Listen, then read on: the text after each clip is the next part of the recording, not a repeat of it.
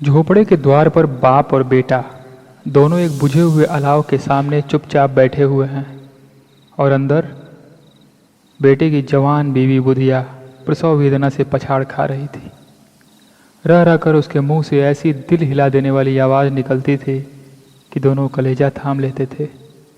जाड़ों की रात थी, प्रकृति सन्नाटे में डूबी हुई, सारा गांव अंधकार में लय हो गया था। घीसू ने कहा, मालूम होता है बचेगी नहीं, सारा दिन दौड़ते हो गया, जा देख तो आ। माधव चिढ़कर बोला, मरना ही है तो जल्दी मर क्यों नहीं जाती, देख कर क्या करूं।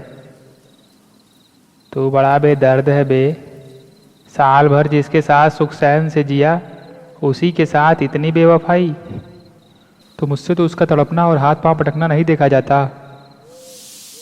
चमारों का कुनबा था और सारे गांव में बदनाम। घीसू एक दिन काम करता तो 3 दिन आराम करता। माधव इतना कामचोर था कि आधे घंटे काम करता तो घंटे भर चीलम पीता, इसीलिए उन्हें कहीं मजदूरी नहीं मिलती थी। घर में मुट्ठी भर भी अनाज मौजूद हो तो घीसू पेड़ पर चढ़कर लकड़ियाँ तोड़ लाता और माधव बाजार से बेच लाता। जब तक वह पैसे रहते दोनों इधर उधर मारे मारे फिरते। गांव में काम की कमी नहीं थी।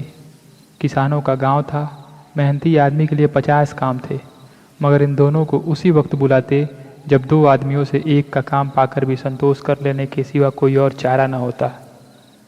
अगर दोनों साधु होते तो उन्हें संतोष और धैर्य के लिए समय और नियम की बिल्कुल ज़रूरत न होती। यह तो उनकी प्रकृति थी। विचित्र जीवन था इनका। घर में मिट्टी के 2-4 बर्तनों के सिवा कोई संपत्ति नहीं। फटे चीथड़ों से अपनी नग्नता को ढांके हुए जिए जाते थे। संसार की चिंताओं से मुक्त, कर्ज से लदे हुए। गालियाँ भी खाते, मार भी खाते, मगर कोई भी गम नहीं। दीन इतने की वसूली की बिल्कुल आशा न रहने पर भी लोग उन्हें कुछ न कुछ कर्ज दे देते थे। मटर आलू की फसल में दूसरों के खेतों से मटर या आलू उखाड़ लाते और भून भान कर खा लेते, या 10-5 ऊख उखाड़ लाते और रात को चूसते। घीसू ने इसी आकाशवृत्ति से 60 साल की उम्र काट दी और माधव भी सपूत बेटे की तरह बाप के ही पद चिन्हों पर चल रहा था, बल्कि उसका नाम और भी उजागर कर रहा था। इस वक्त भी दोनों अलाव के सामने बैठकर आलू भून रहे थे, जो कि किसी खेत से खोद कर लाए थे। घीसू की स्त्री का तो बहुत दिन हुए देहांत हो गया था। माधव का ब्याह पिछले साल हुआ था। जब से औरत आई थी उसने इस खानदान में व्यवस्था की नींव डाली थी और इन दोनों बेगैरतों का दोजक भरती रहती थी। जब से वह आई यह दोनों और भी आराम तलब हो गए थे, बल्कि कुछ अकड़ने भी लगे थे। कोई कार्य करने को बुलाता तो निर्व्याज भाव से दुगनी मजदूरी मांगते थे। वह औरत इस प्रसव वेदना से मर रही थी और यह दोनों शायद इसी इंतजार में थे कि वह मर जाए तो आराम से सोएं। घीसू ने आलू निकाल कर छीलते हुए कहा, जाकर देख तो क्या दशा है उसकी, चुड़ैल का फिसाद होगा और क्या। यहाँ तो ओझा भी 1 रुपया मांगता है। माधव को भय था कि वह कोठरी में गया तो घीसू आलूओं का बड़ा भाग साफ कर देगा। बोला, मुझे वहाँ जाते डर लगता है, तो तुम ही जाकर देखो ना। मेरी औरत जब मरी थी तो मैं 3 दिन तक उसके पास से हिला नहीं, और फिर मुझसे लजाएगी कि नहीं। जिसका कभी मुंह नहीं देखा आज उसका उघड़ा हुआ बदन देखूं, उसे तन की सुध भी तो ना होगी। मुझे देख लेगी तो खुलकर हाथ पांव भी ना पटक सकेगी। मैं सोचता हूँ कोई बाल बच्चा हुआ तो क्या होगा। सोंठ गुड़ तेल कुछ भी तो नहीं है घर में। सब कुछ आ जाएगा भगवान दे तो। जो लोग अभी तक पैसा नहीं दे रहे हैं वे ही कल बुलाकर रुपए देंगे। मेरे 9 लड़के हुए, घर में कभी कुछ न था, मगर भगवान ने किसी न किसी तरह बेड़ा पार ही लगाया। जिस समाज में रात दिन मेहनत करने वालों की हालत उनकी हालत से बहुत अच्छी न थी और किसानों के मुकाबले वे लोग जो किसानों की दुर्बलताओं से लाभ उठाना जानते थे कहीं ज़्यादा संपन्न थे, वहाँ इस मनोवृत्ति का पैदा हो जाना कोई अचरज की बात न थी। हम तो कहेंगे घीसू किसानों से कहीं ज़्यादा विचारवान था और किसानों के विचार शून्य समूह में शामिल होने के बदले बैठकबाजों की कुत्सित मंडली में जा मिला था। हाँ, उसमें आसक्ति न थी कि बैठकबाजों के नियम और नीति का पालन करता। इसलिए जहाँ उसकी मंडली के लोग गांव के सरगना और मुखिया बने हुए थे उस पर सारा गांव उंगली उठाता था। फिर भी उसे तस्कीन तो थी ही कि अगर वह फटे हाल है तो कम से कम उसे किसानों की सी जी तोड़ मेहनत तो नहीं करनी पड़ती, और उसकी सरलता और निरता से दूसरे लोग बेजा फायदा तो नहीं उठाते। दोनों आलू निकाल निकाल कर जलते जलते खाने लगे। कल से कुछ नहीं खाया था, इतना सब्र न था कि उन्हें ठंडा हो जाने दे। कई बार दोनों की जबानें जल गईं। छिल जाने पर आलू का बाहरी हिस्सा बहुत ज़्यादा गर्म न मालूम होता, लेकिन दांतों के तले पड़ते ही अंदर का हिस्सा जबान, हलक और तालू को जला देता था। और उस अंगारे को मुंह में रखने से ज़्यादा खैरियत इसी में थी कि वह अंदर पहुंच जाए। वहाँ उसे ठंडा करने के लिए काफ़ी सामान थे, इसलिए दोनों जल्द जल्द निकल जाते। हालांकि इस कोशिश में उनकी आंखों से आंसू निकल आते। घीसू को उस वक्त ठाकुर की बारात याद आई जिसमें 20 साल पहले वो गया था। उस दावत में उसे जो तृप्ति मिली थी वो उसके जीवन में एक याद करने लायक बात थी, और आज भी उसकी याद ताज़ी थी। बोला, वह याद नहीं भूलता। तब से फिर उस तरह का खाना और भरपेट नहीं मिला। लड़की वालों ने सबको भरपेट पूड़ियाँ खिलाई थी, सबको, छोटे बड़े सब ने पूड़ियाँ खाई, और असली घी की। चटनी, रायता, 3 तरह के सूखे साग, एक रसदार तरकारी, दही, मिठाई। अब क्या बताऊं कि इस भोज में क्या स्वाद मिला। कोई रोक टोक नहीं, जो चीज़ चाहो मांगो, जितना चाहो खाओ। लोगों ने ऐसा खाया कि किसी से पानी न पिया गया। मगर परोसने वाले हैं कि पत्तल में गरम गरम गोल गोल सुवासित कचौड़ियाँ डाल देते हैं। मना करते हैं कि नहीं चाहिए, पत्तल पर हाथ से रोके हुए हैं, मगर हैं कि दिए जाते हैं। और जब सबने मुंह धो लिया तो पान इलायची भी मिली, मगर मुझे पान लेने की कहाँ सुध थी। खड़ा हुआ न जाता, चटपट जाकर अपने कंबल पर लेट गया। ऐसा दिल दरियाव था वह ठाकुर। माधव इन पदार्थों का मन ही मन मजा लेते हुए कहा, अब हमें कोई ऐसा भोज नहीं खिलाता। अब कोई क्या खिलाएगा, वह जमाना दूसरा था। अब तो सबको किफ़ायत सूझती है। शादी ब्याह में मत खर्च करो, क्रियाक्रम में मत खर्च करो। पूछो गरीबों का माल बटोर कर कहाँ लिखोगे। बटोरने में तो कमी नहीं, हाँ खर्च करने में किफ़ायत सूझती है। तुमने 21 पूड़ियाँ खाई होंगी। 20 से ज़्यादा खाई थी, मैं 50 खा जाता। 50 से कम मैंने न खाई होंगी। अच्छा पट्टा था, तू तो मेरा आधा भी नहीं है। आलू खाकर दोनों ने पानी पिया और वहीं अलाव के सामने अपनी धोतियां ओढ़कर पांव पेट में डाले सो रहे, जैसे 2 बड़े बड़े अजगर गेंडुरिया मारे पड़े हों और बुढ़िया अभी तक करा है।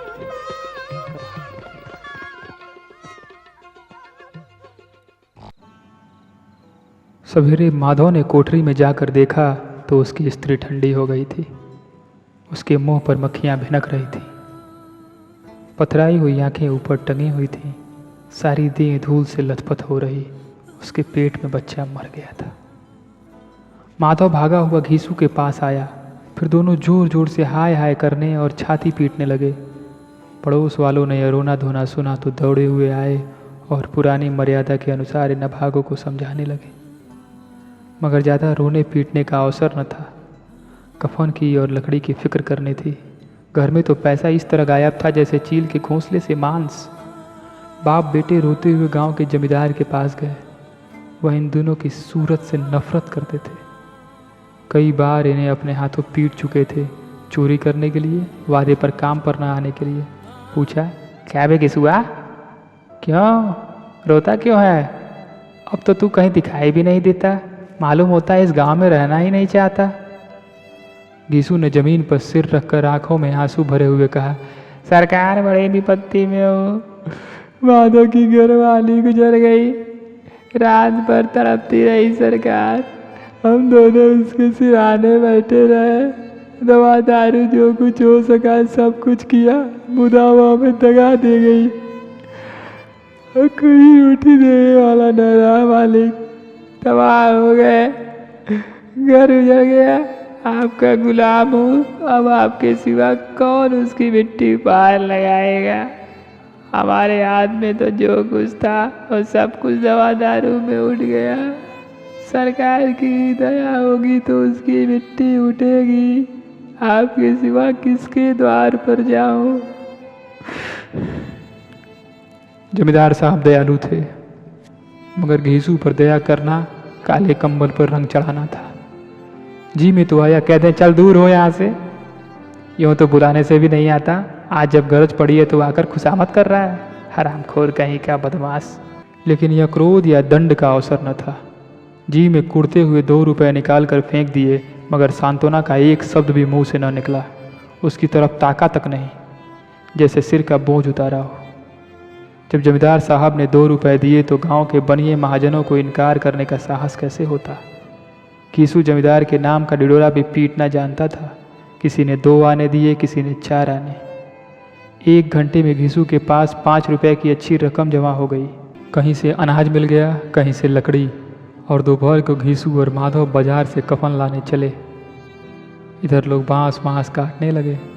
गांव के नर्म दिल स्त्रियां आकर लाश देखती और उसकी बेकसी पर 2 बूंद आंसू गिराकर चली जाती।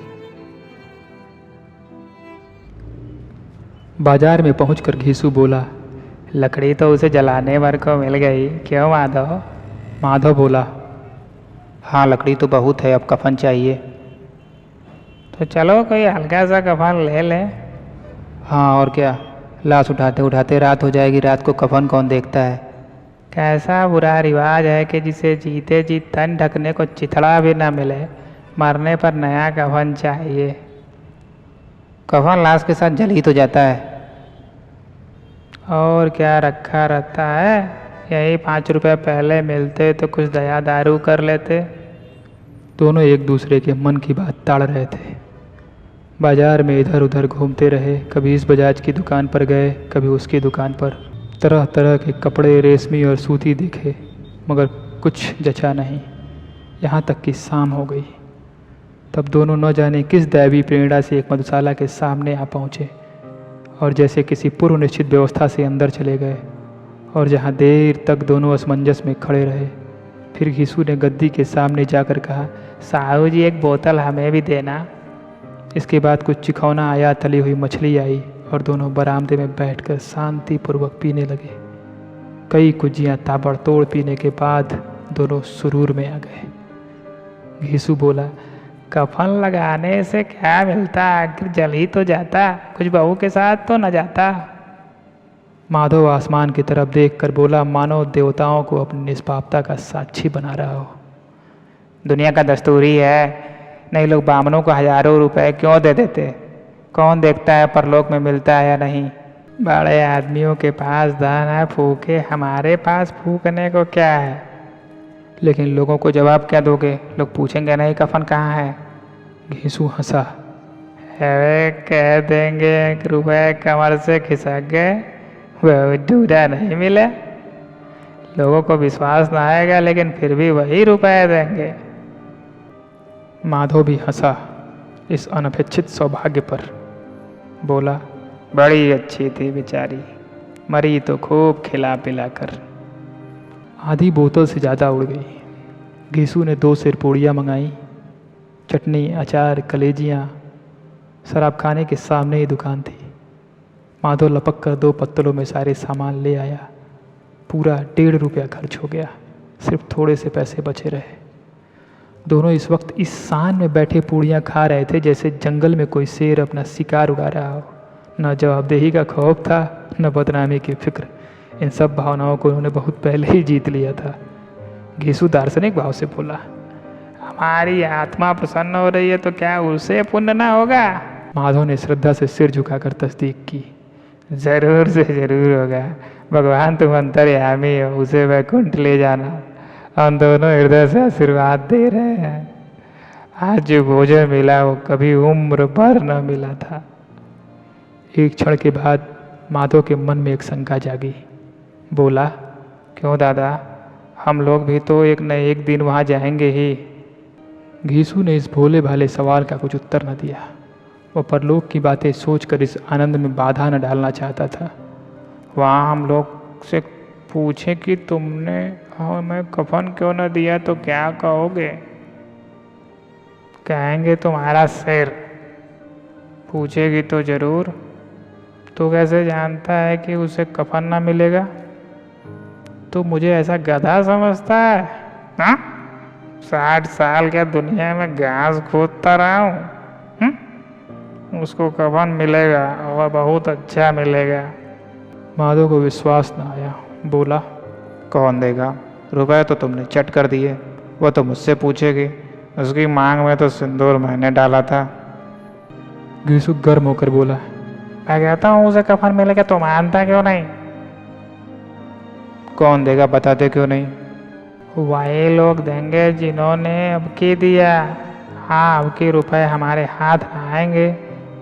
जो जो अंधेरा बढ़ता था और सितारों की चमक तेज होती थी, मधुशाला की रौनक भी बढ़ती जाती थी। कोई गाता था, कोई डिंग मारता था, कोई अपनी संगी के गले लिपटा जाता था, कोई अपने दोस्त के मुंह में कुल्हड़ लगाया देता था। वहाँ के वातावरण में सुरूर था, हवा में नशा। कितने तो यहाँ आकर एक चुल्लू में मस्त हो जाते थे। शराब से ज़्यादा यहाँ की हवा उन पर नशा करती थी। जीवन की बाधाएं यहाँ खींच लाती थीं और कुछ देर के लिए भूल जाते थे कि वे जीते हैं या मरते हैं, या न जीते हैं न मरते हैं। और यह दोनों बाप बेटे अब भी मज़े ले लेकर चुस्कियाँ ले रहे थे। सबकी निगाहें इनकी ओर जमी हुई थीं। दोनों कितने भाग्य के बली हैं। पूरी बोतल बीच में है। भर पेट खाकर माधव ने बची हुई पूड़ियों का पत्तल उठाकर एक भिखारी को दे दिया, जो खड़ा इनकी ओर भूखी आंखों से देख रहा था और देने के गौरव, आनंद और उल्लास का अपने जीवन में पहली बार अनुभव किया। घीसू ने कहा, ले जा, खूब खा और आशीर्वाद दे। जिसकी कमाई है वो तो मर गई, मगर तेरा आशीर्वाद उसे जरूर पहुँचेगा। रोए रोए से आशीर्वाद दो। बड़ी गाड़ी कमाई के पैसे हैं। माधव ने फिर आसमान की तरफ देखकर कहा, वह बैकुंठ जाएगी दादा, बैकुंठ की रानी बनेगी। घीसू खड़ा हो गया और जैसे उल्लास की लहरों में तैरता हुआ बोला, हाँ बेटा, बैकुंठ में जाएगी। किसी को सताया नहीं, किसी को दबाया नहीं। मरते मरते हमारी जिंदगी की सबसे बड़ी लालसा पूरी कर गई। वरना बैकुंठ में जाएगी तो क्या ये मोटे मोटे लोग जाएंगे, जो गरीबों को दोनों हाथों से लूटते हैं और अपने पाप को धोने के लिए गंगा में नहाते हैं और मंदिरों में जल चढ़ाते हैं। श्रद्धालुता का यह रंग तुरंत ही बदल गया। अस्थिरता नशे की खासियत है। दुख और निराशा का दौरा हुआ। माधव बोला, मगर दादा बेचारी ने जिंदगी में बड़ा दुख भोगा, कितना दुख झेल कर मरी। वह आंखों पर हाथ रखकर रोने लगा, चीखे मार मार कर। घीसू ने समझाया, रोता क्यों है बेटा? खुश हो कि वो माया जाल से मुक्त हो गई, जंजाल से छूट गई। बड़ी भाग्यवान थी जो इतनी जल्दी माया मोह के बंधन तोड़ दिए। और दोनों खड़े होकर गाने लगे, ठगनी क्यों नैना झमकाए ठगनी। पियक्कड़ों की आंखें इनकी ओर लगी हुई थीं और यह दोनों अपने दिल में मस्त गाए जाते थे। फिर दोनों नाचने लगे, उछले भी, कूदे भी, गिरे भी, मटके भी, भाव भी बताए, अभिनय भी किए और आखिर नशे से मतमस्त होकर वहीं गिर पड़े। ये थी मुंशी प्रेमचंद की लिखी कहानी कफन। आई होप ये कहानी आपको पसंद आई होगी। अगर आई है तो लाइक करना, इसको शेयर करना और कमेंट बॉक्स में इसके बारे में लिखना। और अगर आप भी कुछ ऐसा लिखते हैं तो अपनी कहानी शेयर करना मत भूलिएगा। उसके साथ साथ अगर आप यहाँ पर नए हैं देन सब्सक्राइब दिस चैनल, क्योंकि इस चैनल पर कुछ ऐसी बातों के बारे में बात होती है जो हम फील करना भूल जाते हैं। इसी बात के साथ मैं चला अपनी गली। I will see you very soon in my next video. Keep मुस्कुराना। Bye bye.